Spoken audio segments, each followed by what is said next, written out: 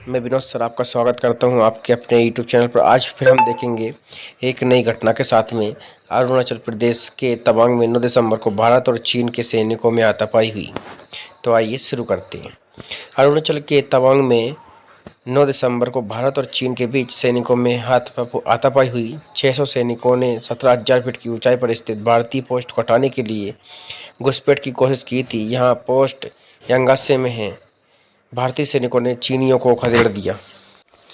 इधर चीनी सैनिकों को रोकने में आर्मी की जिस बटालियन ने दिलेरी दिखाई उनका नाम सामने आया है। न्यूज़ एजेंसी ANI ने सूत्रों के हवाले से बताया है कि 9 दिसंबर के दिन चीनी सैनिकों की घुसपैठ का आर्मी के जम्मू कश्मीर राइफल्स जाट रेजिमेंट और सिख लाइट इन्फेंट्री के जवानों ने मुंहतोड़ जवाब दिया था। रक्षा मंत्री राजनाथ सिंह ने घटना के 3 दिन बाद मंगलवार दोपहर 12 बजे लोकसभा में इस घटना पर 3 मिनट जवाब दिया और कहा, हमारे सैनिकों को कोई गंभीर चोट नहीं है और न ही कोई मारा गया है। इसके करीब 1 घंटे बाद चीन ने भी बयान दिया, पर उसने तवांग का नाम तक नहीं लिया। इतना कहा है कि इंडियन बॉर्डर पर हालात स्थिर है। चीन ने विवाद के लिए भारत को जिम्मेदार ठहराया।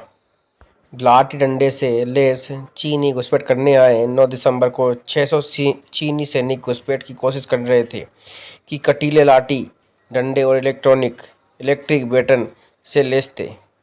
भारतीय सेना भी इस बार पूरी तरह तैयार बैठी थी। हमारी सेना ने भी कटीले लाठी डंडों से उनको जवाब दिया। इसमें दर्जनों चीनी सैनिकों की हड्डियां टूटी है। भारत के जवाबी हमले के 11 दिसंबर को फ्लैग मीटिंग हुई और मसला शांत हुआ। विवाद वाली जगह से फिलहाल दोनों देशों की सेनाएं हटाई गई है। चीन को ऐसे एक्शन के लिए मना किया गया और शांति बनाए रखने को कहा। कूटनीतिक स्तर पर भी मुद्दा उठाया गया। तवांग ने भारत चीन के आमने सामने होने पर अरुणाचल के मुख्यमंत्री पेमा खांडू ने कहा, यांगात्से मेरे विधानसभा क्षेत्र के अंतर्गत आता है और हर साल मैं क्षेत्र के जवानों और ग्रामीणों से मिलता हूं। यहाँ अब 1960 नहीं है। अगर कोई अतिक्रमण करने की कोशिश करता है तो हमारे बहादुर सैनिकों ने जवाब देंगे। ईंट का जवाब पत्थर से नहीं, ईंट का जवाब लोहे से दे रही है हमारी वीर भारतीय सेना। वहीं अरुणाचल ईस्ट में भाजपा सांसद तपीर गाओ ने कहा है कि बॉर्डर से हमारे सैनिक 1 इंच भी नहीं हटेंगे। अगर चीनी सैनिक बॉर्डर के अंदर घुसने की कोशिश करते हैं तो हम उनको सबक सिखाएंगे और हम बॉर्डर पर मार नहीं खाएंगे बल्कि मुंहतोड़ जवाब देंगे। सांसद राजनाथ सिंह ने लोकसभा में कहा है, हमारी सेनाएं भूमि अखंडता को सुरक्षित रखने के लिए प्रतिबद्ध है, किसी भी प्रयास को रोकने के लिए तत्पर है। विश्वास है सदन सेनाओं की वीरता और साहस को समर्थन देगा। ये सांसद बिना किसी साइंस के भारतीय सेना के शौर्य, पराक्रम और क्षमता का अभिवादन करेगी। तवांग झड़प को लेकर संसद में भारी हंगामा हुआ। गृह मंत्री अमित शाह ने संसद के बाहर कहा है कि भारत की 1 इंच जमीन पर चीन ने कब्जा नहीं किया। कांग्रेस ने प्रश्नकाल चलने नहीं दिया। शाह ने कहा है कि राजीव गांधी फाउंडेशन का प्रश्नकाल में जिक्र था।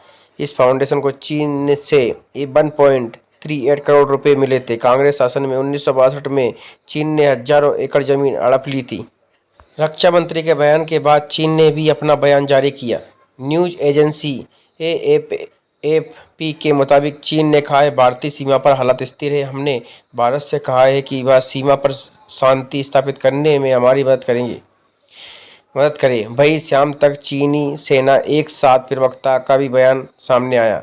चीनी सेना PLA के वरिष्ठ अधिकारी और वेस्टर्न थिएटर कमांड के प्रवक्ता लोंग शाहुआ ने कहा है कि भारतीय सैनिकों ने अवैध तरीके से बॉर्डर क्रॉस किया और चीनी सैनिकों के रास्ते में आए, जिससे दोनों ओर से विवाद बढ़ गया। हमने पेशेवर तरीके से मानकों के तहत मजबूत जवाबी कार्रवाई की, जिसके बाद सीमा पर हालात स्थिर हुए।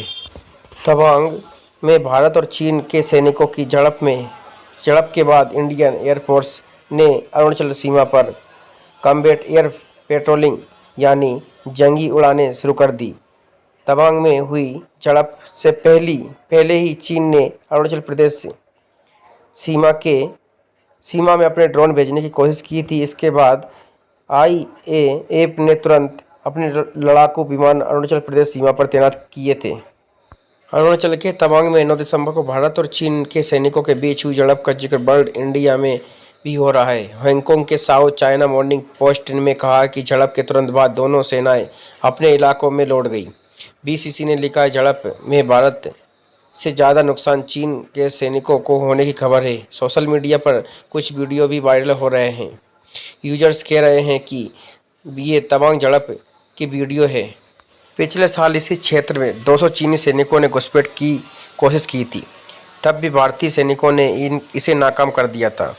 तब पेट्रोलिंग के दौरान सीमा विवाद को लेकर दोनों देशों के सैनिक आमने सामने हो गए थे और कुछ घंटों तक ये सिलसिला चलता रहा था। हालांकि इसमें भारतीय जवानों को कोई नुकसान नहीं हुआ और प्रोटोकॉल के मुताबिक बातचीत से विवाद सुलझा लिया गया था। 15 जून 2020 को लद्दाख के गलवान घाटी में दोनों सेनाओं के बीच झड़प में 20 भारतीय सैनिक शहीद हो गए थे, जबकि चीन के 38 सैनिक मारे गए थे।